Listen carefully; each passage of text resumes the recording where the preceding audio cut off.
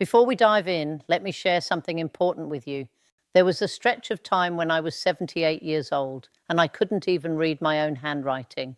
I would walk into a room and just stand there completely lost with no idea why I'd come in. My children sat me down at my own kitchen table and said, "Mama, it's time." I spent an entire year in a nursing home, fully convinced that my life was over. But I got myself out, not through medication, not through any miracle a doctor prescribed. I got out because I changed what I was putting into my body. I changed how I treated every single morning. And I refused, absolutely refused to accept that what was happening to me was permanent. Within a few months, my vision became sharper. My memory came back like a dim light slowly being turned up to full brightness. I walked back into my own home, back into my own garden, and I have been here ever since. Last Tuesday, I drove myself to the grocery store. I parked, walked in without holding on to anything, picked out my own fresh produce, and drove myself home. I'm 103 years old. My neighbor Linda, who is only 67, had to call her daughter to drive her to that same store because her eyes weren't sharp enough anymore, and she couldn't trust her own memory. What is happening to Linda does not have to be your story. It was almost mine, and I want to spend the next few minutes telling you exactly how I turned things around. When I was in my 70s, I started noticing changes. Reading the newspaper became harder. I would walk into my pantry and stand there for a full 30 seconds, trying to remember what I had come for. My eyes would blur after just an hour of sewing, and I remember thinking, well, this is just what happens. This is getting old. This is the deal. Then my friend Dorothy, who was 81 at the time, said something to me that I have never forgotten. She said, "Mabel, your body tells you what it needs. The problem is that most people have stopped listening." And she drank the same 4 juices I'm about to tell you about. The first juice is carrot and ginger for the eyes that want to see again. Every single morning before I eat anything at all, I drink 1 glass of fresh carrot juice with a small piece of ginger root. Not carrot juice from a bottle, not carrot juice from a can, fresh. I have a juicer that is older than most of my grandchildren, and it still works perfectly, just like me. Now, you have probably heard that carrots are good for your eyes. People have been saying that since before I was born, but most people treat it like an old wives' tale, something sweet and simple that grandmothers say. Let me tell you why it is absolutely true. Carrots are loaded with something called beta-carotene. Your body takes that beta-carotene and converts it into vitamin A, and vitamin A is what your eyes use to produce a substance called rhodopsin. That is the pigment in your eyes that allows you to see in low light, that allows you to adjust when you walk from a bright room into a darker one, that protects the surface of your eye from drying out and becoming damaged. When you are low on vitamin A, your night vision deteriorates first, then your daytime vision starts to blur at the edges, then reading becomes hard, then faces across the room become soft and unclear. This is not aging. This is a deficiency, and it is reversible. The ginger is in there because ginger is one of the most powerful anti-inflammatory roots that God ever put on this earth. The blood vessels in your eyes are tiny and delicate, and inflammation is what damages them. Ginger keeps the blood flowing clearly and cleanly to those vessels all the way through the night while you sleep. I drink this juice every morning. I have been doing it since I was in my early 70s. I do not wear glasses. I'm reading a book right now, not a large print book, a regular book about the history of the Tennessee River at 103 years old. Now, if you want this juice to work as well as it possibly can, you need to drink it with something that contains a little fat, a few walnuts, a small piece of cheese, a soft-boiled egg. Beta-carotene is fat-soluble, which means your body cannot absorb it properly without fat present. This is not complicated. This is just how the body works. Drink it first thing in the morning, every morning. Do not skip days. The second juice is beet and lemon for the brain that wants to come back to life. Around noon before my lunch, I drink a glass of fresh beet juice with the juice of half a lemon squeezed into it. Now, I know what you are thinking. Beet juice looks alarming. It is very red and very earthy. And the first time Dorothy handed me a glass of it, I thought she had completely lost her mind. I drank it anyway because I trusted her, and within 3 weeks, I noticed that my memory was sharper. I was retrieving words faster. I was remembering the names of people I had not thought about in years. Here is what beets do that almost nothing else does quite as powerfully. Beets contain natural compounds called nitrates. When you drink beet juice, your body converts those nitrates into something called nitric oxide. And nitric oxide is like a key that unlocks your blood vessels. It causes them to widen and relax. More blood moves through. More oxygen reaches your brain. Now think about this for a moment. Your brain is only about 2% of your body's weight, but it uses 20% of all the oxygen you breathe. It is the most oxygen-hungry organ in your body. When your circulation is poor, when those blood vessels are stiff and narrow and sluggish, your brain is the first thing that suffers. The memory lapses, the brain fog, the feeling of reaching for a thought and finding nothing there. Beet juice addresses that directly. It opens the road so that traffic can flow. The lemon does two things. First, it makes the beet juice taste significantly more pleasant, which means you will actually drink it. Second, the vitamin C in lemon protects the nitric oxide from being broken down too quickly by your body. It extends the benefit. Those two things together, the beet and the lemon, work as a team. I drink this at noon because that is when my body has been working for several hours and needs support. I also believe, and this is from personal experience, not from any medical journal, that drinking beet juice in the afternoon helps me sleep more deeply at night. And deeper sleep means a better brain cleaning. Everything connects. The third juice is blueberry, for the mind that refuses to forget. In the late afternoon, around 4 I eat a small handful of fresh blueberries, or I drink a glass of fresh blueberry juice, depending on what I have available. Blueberries are the humblest looking fruit. Small, a little dusty looking, nothing flashy about them. But inside that small dark berry is one of the most powerful collections of antioxidants that exists in any food on this planet. The particular antioxidants in blueberries are called anthocyanins. That is the pigment that makes them blue. And what anthocyanins do specifically is cross something called the blood-brain barrier.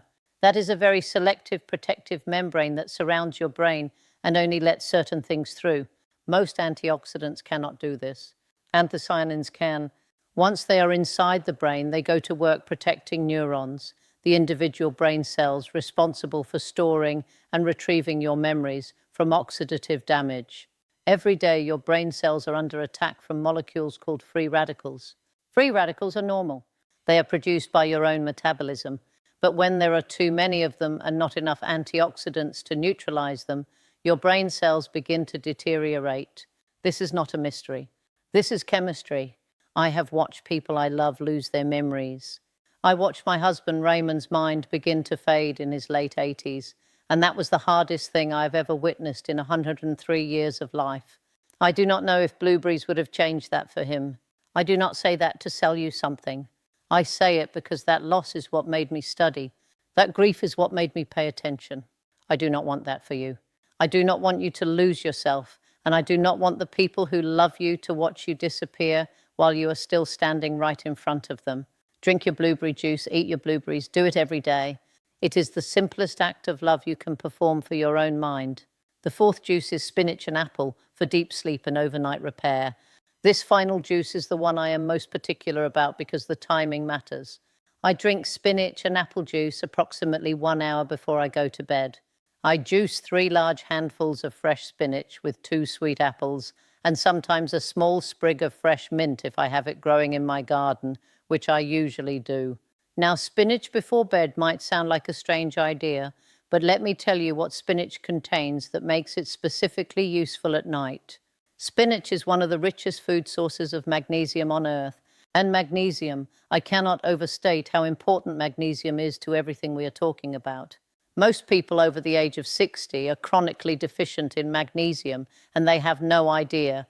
They take medications for the symptoms, blood pressure medications, sleep aids, anxiety prescriptions, but nobody tells them that a significant portion of what they are suffering from is simply a magnesium deficiency. Here is what magnesium does while you sleep. It activates the parasympathetic nervous system, your rest and repair system. It lowers cortisol levels. It regulates the neurotransmitters that your brain needs to enter deep restorative sleep. It also directly supports the glymphatic system, that brain cleaning process I told you about at the beginning. Magnesium essentially tells your brain it is safe now, go to work, clean house. And the apple in this juice is just there for sweetness, though it helps with that. Apples contain something called quercetin, which has been shown to protect brain cells from a specific type of damage and reduce neuroinflammation, swelling in the brain that interferes with memory consolidation during sleep.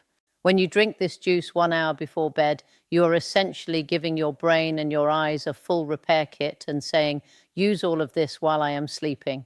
Do your best work tonight. I have slept deeply for decades. I wake up in the morning alert and clear.